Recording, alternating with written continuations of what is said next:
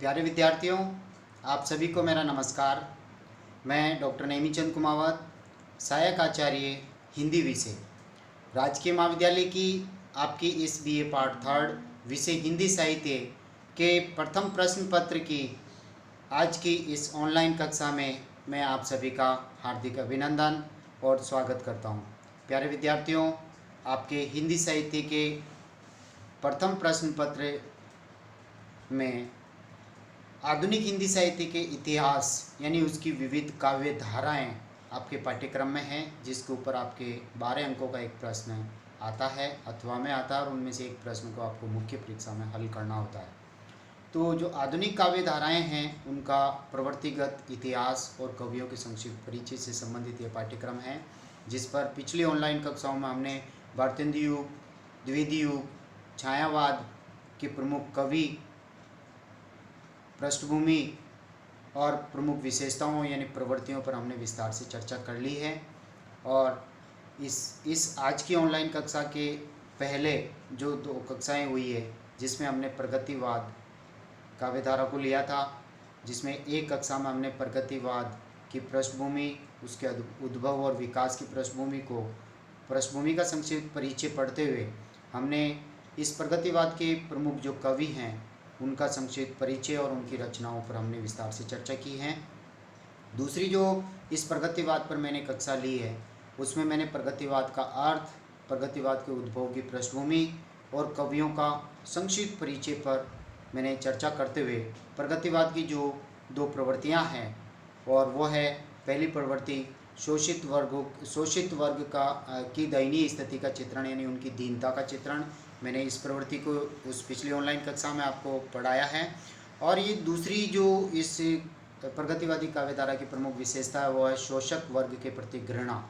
इस प्रवृत्ति को भी हमने विस्तार से पढ़ा है। प्यारे विद्यार्थियों, मैं एक चीज़ यहाँ कहना चाहता हूँ, यानी ये जो बिंदु जो शीर्षक आ रहे हैं आपके हर प्रश्न के उत्तर में मैं यहाँ पर पढ़ा रहा हूँ आपको ऑनलाइन कक्षा में, और हर बिंदु को मैं समझा रहा हूँ, उसका विवरण दे रहा हूँ यहाँ पर समझाते हुए, और ये पीडीएफ नोट्स भी आपके व्हाट्सएप ग्रुप में सेंड किए जा रहे हैं। और जो कॉलेज का जो यूट्यूब चैनल है उसके ऊपर भी हम प्लेलिस्ट बना करके एक साथ प्रेषित कर रहे हैं। आप इनको लाइक करें, आप इनको सब्सक्राइब करें और आप इनको अच्छी तरह से देखें।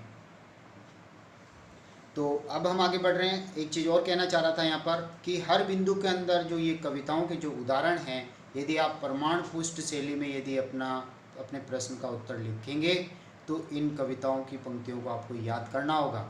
जहाँ जहाँ 2-2 उदाहरण दिए हुए हैं, आप उनमें से भले ही एक ही उदाहरण याद करके लिखें तो आपके अच्छे से अच्छे अंक आ सकते हैं। 12 अंकों का प्रश्न है तो परीक्षक खुश होकर के 10 अंक भी आपको दे सकते हैं, 10-11 अंक भी आपको प्राप्त हो सकते हैं यदि आप सही तरीके से आप उन प्रश्नों के उत्तर दे पाएंगे। हम आगे बढ़ते हैं। आज की इस ऑनलाइन कक्षा में हम तीसरे प्रगतिवाद की प्रमुख विशेषता को हम ले रहे हैं, धर्म और ईश्वर के प्रति अनास्था।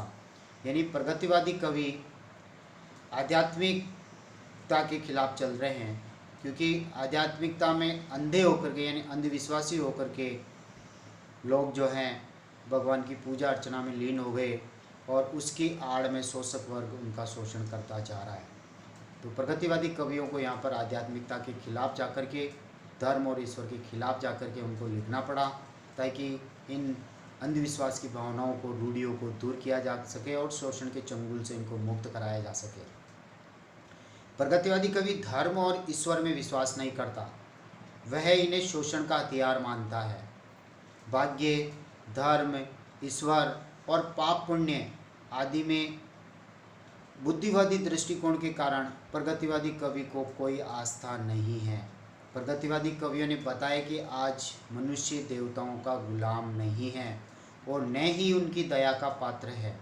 इसलिए सुमित्रानंदन पंत जी ने यहाँ लिखा है, ईश्वर को मरने दो, हाँ मरने दो, वह फिर जी उठेगा, ईश्वर को मरने दो, वह क्षण क्षण मरता, जी उठता, ईश्वर को नव स्वरूप धरने दो। अर्थात ईश्वर को अपने हाल पर छोड़ दो, तुम अंधविश्वास से बाहर निकलो।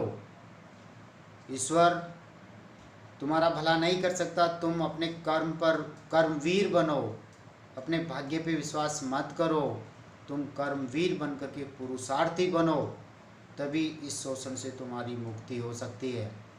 इसी तरह से जूठे पत्ते में बालकृष्ण शर्मा नवीन जी यहाँ पर कह रहे हैं, देखिए कितनी ज़बरदस्त पंक्तियाँ हैं यहाँ पर। जूठे पत्ते कविता की पंक्तियाँ हैं, बालकृष्ण शर्मा नवीन का आक्रोश देखिए। लपक चाटते जूठे पत्ते जिस दिन मैंने देखा नर को, यानी जूठी पत्तलों को चाटना कुत्तों का काम है, सुअरों का काम है, लेकिन मनुष्य की इतनी दयनीय स्थिति हो गई शोषण के कारण, इतनी दयनीय स्थिति इस पूंजीपति वर्ग ने बना दी है कि वो भूख के मारे जूठी पत्तले चाटने को मजबूर हो गया है। कितनी संवेदना यहाँ पर कवि ने व्यक्त की है कि जिस दिन मैंने देखा नर को, उस दिन सोचा क्यों न लगा दूं आज आग इस दुनिया भर को, ताकि उस आग में ये पूंजीपति वर्ग जल करके खाक खाक हो जाए, सर्वनाश हो जाए, इसका राख में परिवर्तित हो जाए और इसके शोषण से इस आम व्यक्ति को मुक्ति मिले और ये जूठी पतले चाटने की मुसीबतों से उसको उबारा जा सके। कितनी ज़बरदस्त पंक्तियाँ हैं। प्यारे विद्यार्थियों, अगली काव्य प्रवृत्ति की ओर हम बढ़ रहे हैं और वह है रूढ़ियों पर प्रहार, यानी समाज की जो रूढ़ियाँ हैं जिसमें भारतीय लोग आध्यात्मिकता के कारण और इन परंपरागत रूढ़ियों में उलझे हुए हैं और इन रूढ़ियों का बहाना बना करके पूंजीपति वर्ग लगातार इन आम व्यक्तियों का, मजदूरों का, किसानों का शोषण करता जा रहा है। और देखिए यहाँ पर प्रगतिवादी कवियों ने सभी प्राचीन रूढ़ियों का जमकर विरोध किया है। इन्होंने सामाजिक विकृतियों और भ्रांत धारणाओं की खूब खबर ली है। वे अंधविश्वासों, मिथ्या तथा निरर्थक परंपराओं और रूढ़ियों पर गहरी चोट करते हुए, उस पर व्यंग्य करते हुए मनुष्य को उसके वास्तविक मनुष्यत्व के रूप में देखना चाहते हैं। अर्थात मनुष्य ही सब कुछ है, वही ईश्वर है, वो सब कुछ कर सकता है, वही सृष्टि का विधाता है, सृष्टि का जन्मदाता, पालक पोषक और संहार यही मनुष्य करता है और मनुष्य इस संसार का सर्वश्रेष्ठ और शक्तिशाली प्राणी है, यही इस ईश्वर है एक तरह से। तो इसलिए कवियों ने विप्लव के गान गाए हैं रूढ़ियों पर प्रहार करने के लिए और मनुष्य को यथास्थिति और उसके मनुष्यत्वपन से अवगत कराने के लिए। बालकृष्ण शर्मा नवीन जी यहाँ पर कहते हैं, कभी कुछ ऐसी तान सुनाओ, अर्थात हे कविगणों तुम कुछ ऐसे स्वरों को सुनाओ, ओजस्वी स्वरों को, जिससे इस संसार में उथल पुथल मच जाए, यानी इन रूढ़ियों पर प्रहार हो जाए, इन रूढ़ियों का चकनाचूर हो जाए, एक हिलोर इधर से आए, एक हिलोर उधर से आए। अर्थात कहने का तात्पर्य तुम ऐसी चारों ओर से ओजस्वी भावनाओं का गान करो जिसमें इन रूढ़ियों को चकनाचूर किया जा सके और इस समाज का विकास करने के लिए इसको उन्नति के पथ पर अग्रसर किया जा सके, ताकि ये एकजुट होकर के इन पूंजीपतियों के खिलाफ खड़े हो जाए और पूंजीपतियों का सर्वनाश होकर के समाज में समानता की स्थापना हो जाए और बिना विषमता की जो भावना वो चकनाचूर हो जाए।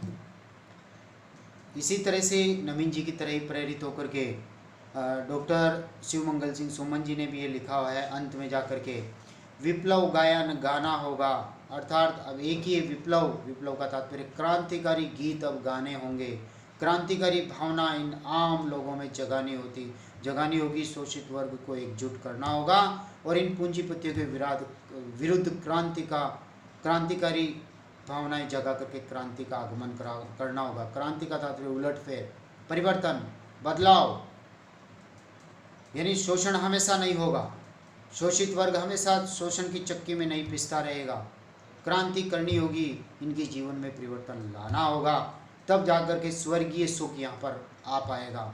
यानी कवि ये कहना चाह रहे हैं विप्लव गायन गाना होगा, स्वर्ग सुख यहाँ लाना होगा।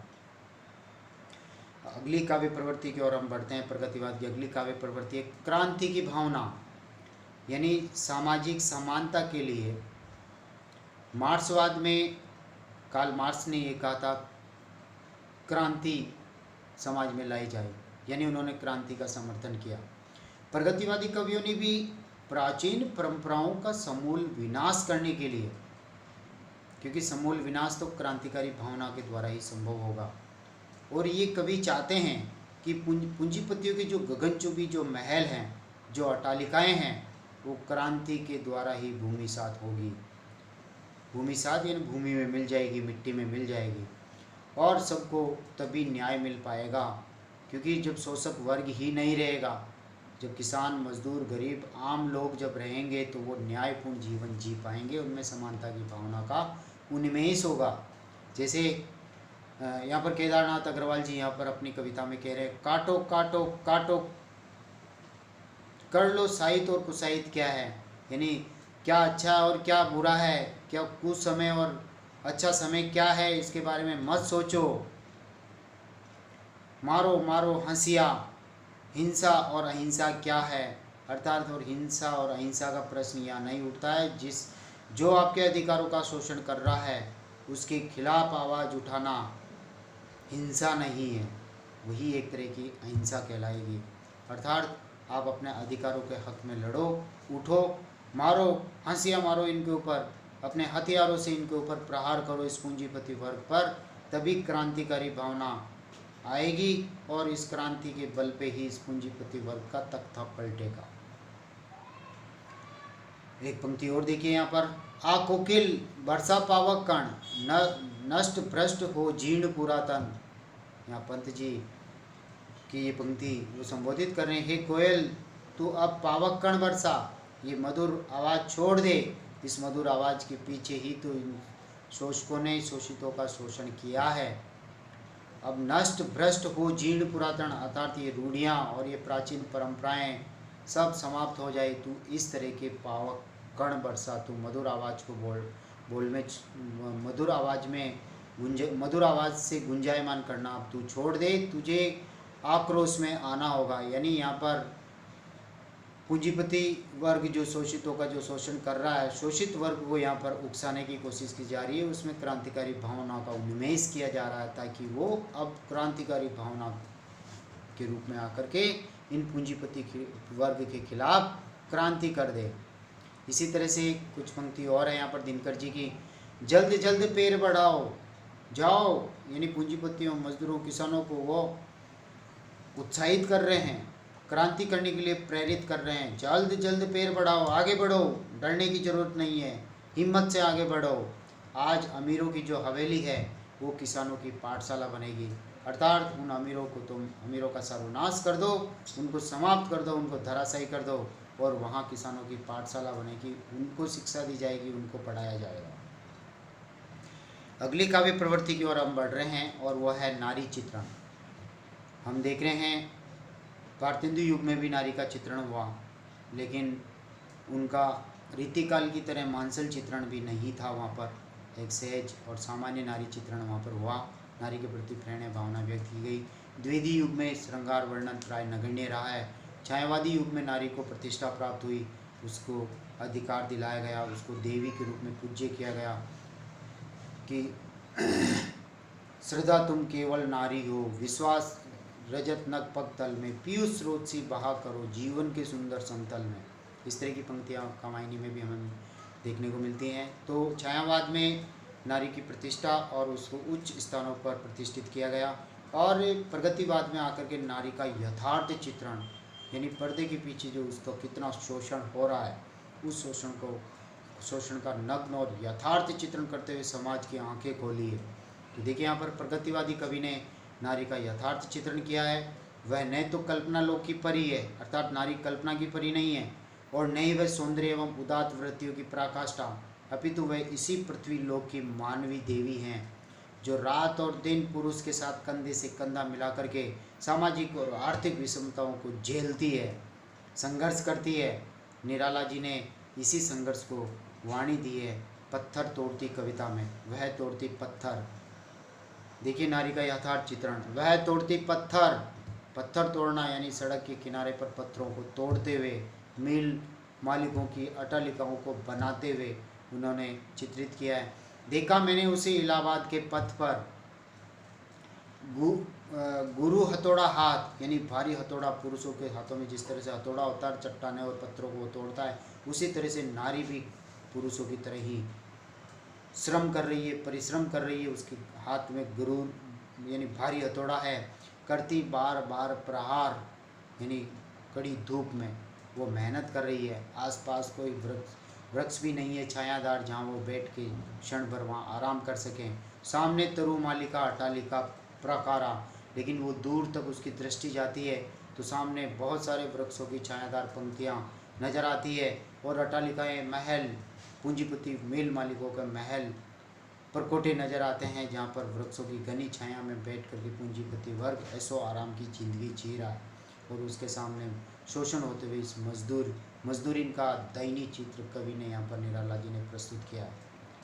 पापी पेट पालने में ही सने सरसता चली गई, यानी इस पापी पेट को पालन पोषण करने में, क्योंकि किसान मजदूर आम वर्ग इस पेट के लिए ही मेहनत और मजदूरी करते हैं और इसमें ही सने और सरसता चली गई। छाती पर पत्थर धर माँ अभी काम पर चली गई। छाती पर पत्थर धरना यानी दिल को बहुत मजबूत करते हुए कि इन बच्चों का पालन पोषण करना है उस माँ को, और इस ममता भरी दृष्टि को देखते हुए वो अभी काम पर उसको जाना ही पड़ेगा, नहीं तो बच्चों का पालन पोषण और खुद की रोजी रोटी के लाले पड़ जाएंगे। इतना शोषण इन मजदूरों ने किया है।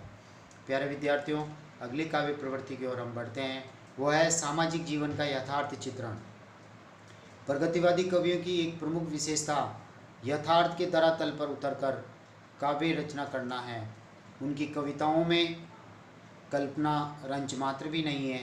प्रगतिवादी कवियों ने काव्य में निम्न वर्ग का अत्यंत दयनीय और कारुणिक और यथार्थ चित्र उपस्थित किया है। जीवन में व्याप्त विषाद, भूख, गरीबी, शोषण, बेरोजगारी और कठिनाइयों का यथार्थ चित्रण प्रगतिवादी काव्य में ही हुआ है। देखिए यहाँ पर कुछ पंक्तियाँ उदाहरण के रूप में बंगाल का अकाल कविता को देखिए। यहाँ पर डॉक्टर शिव मंगल सिंह सुमन जी की ये पंक्तियाँ हैं। बाप बेटा बेचता है, बाप को अपने बेटे को देखिए बेचना कितनी दयनीय स्थिति है, यानी भूख मिटाने के लिए बाप को मजबूर होकर के अपने बेटे को बेचना पड़ रहा था कि उसको खाने के लिए रोटी मिले। भूख से बेहाल होकर के बाप बेटा बेच रहा है। धर्म में धीरज प्राण खोकर, यानी वो धर्म भीरू बन करके और अपने धैर्य को खो करके हो रही अनिति बर्बर, इस देखिए कितनी अनिति, कितने अन्याय और कितना बर्बर अत्याचार इस पूंजीपति वर्ग के द्वारा किया जा रहा है, जिससे इस दयनीय स्थिति आम मजदूरों की, किसानों की, श्रमिकों की हो गई है, जिनको मजबूर होकर के अपने पुत्रों तक, संतानों तक को बेचना पड़ रहा है। सारा राष्ट्र देखता है और राष्ट्र के सभी लोग इसको देख रहे हैं, कोई आवाज़ उठाने वाला नहीं है। इसलिए इन पूंजीपति वर्ग का सर्वनाश करने के लिए इन प्रगतिवादी कवियों ने साम्यवाद के अनुरूप क्रांतिकारी भावना जगाने का भरसक प्रयत्न किया है। इसी तरह से सामाजिक यथार्थ का और चित्र देखिए। भिक्षुक कविता, रामधारी सिंह दिनकर जी की सूर्यकांत त्रिपाठी निराला जी ने ये भिक्षुक कविता लिखी है। वह तोड़ती पत्थर भिक्षुक, देखिए यहाँ पर, वह आता दो टूक कलेजे का करता, यानी भिक्षुक यानी भिखारी के लिए भी कहाँ रोटी, तो वह आता दो टूक कलेजे के करता, दो टुकड़े कलेजे के करना, यानी अत्यंत दर्द हृदय में है, पीड़ा है, चला नहीं जा रहा, इतना शोषण उसका कर लिया गया, रोटी उसको मिल नहीं रही है।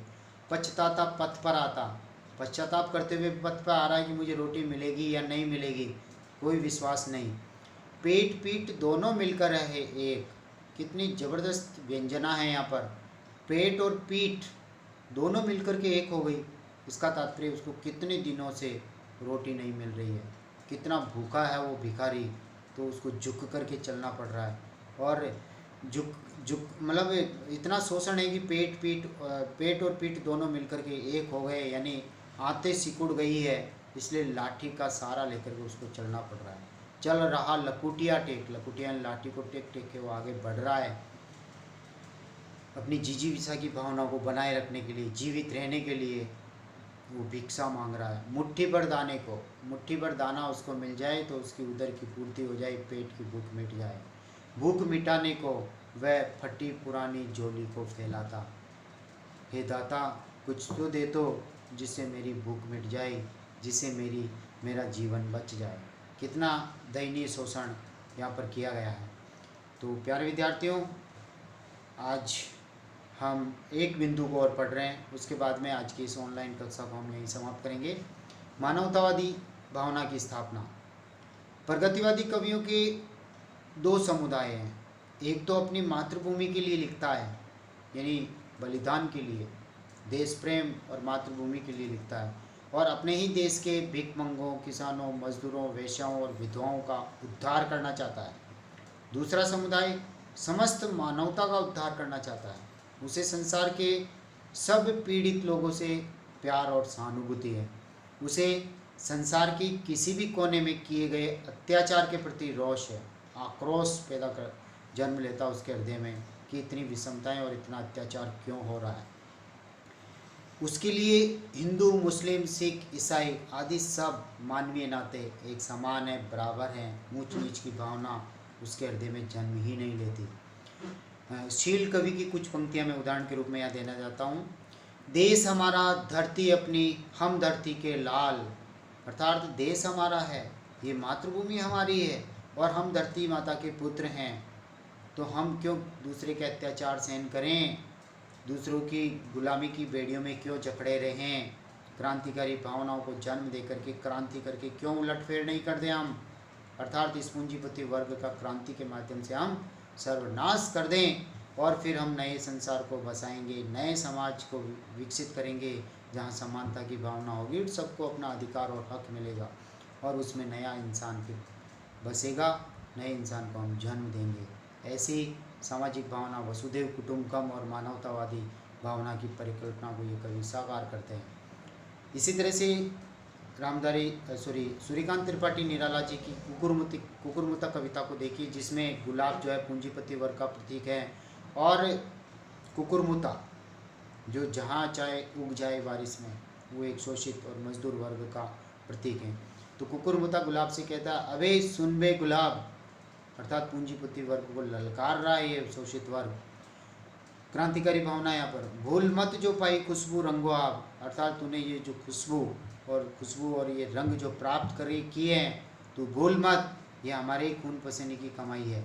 शोषित वर्ग कह रहा है, खून चूसा खाद का तूने अशिष्ट, अर्थात तूने अच्छा व्यवहार नहीं किया, तूने मनमाने अत्याचार करके हम सभी का शोषण करके खून चूसा है तूने। डाल पर इतरा रहा है कैपिटलिस्ट, और तो अब इतनी ऊंचाई पर अट्टालिकाओं पर बैठ करके जो महल हमारे खून पसीनों की कमाई से बने, उस पर तुम इतना गौरवान्वित महसूस कर रहा है। तू लाल हो रहा है गुलाब, तुम्हारी पंखुड़ियाँ जो लाल हो रही है, जिसमें जो खुशबू है, तो इतना इतरा मत, ये हमारी खून पसीने की कमाई है। बहुतों को बनाया है तूने गुलाम, लेकिन अब तू नहीं बना सकता। अब हम सजग हो गए हैं, जागृत हो गए हैं, और क्रांति के द्वारा तुम्हारा तख्ता पलट देंगे। तो प्यारे विद्यार्थियों, आज की इस ऑनलाइन कक्षा को हम यहीं समाप्त कर रहे हैं। अगली ऑनलाइन कक्षा में हम समसामयिक समस्याओं के चित्रण यानी 9वीं काव्य प्रवृत्ति को लेकर के हम विस्तार से चर्चा करेंगे, जहाँ से लेकर के अंत तक इस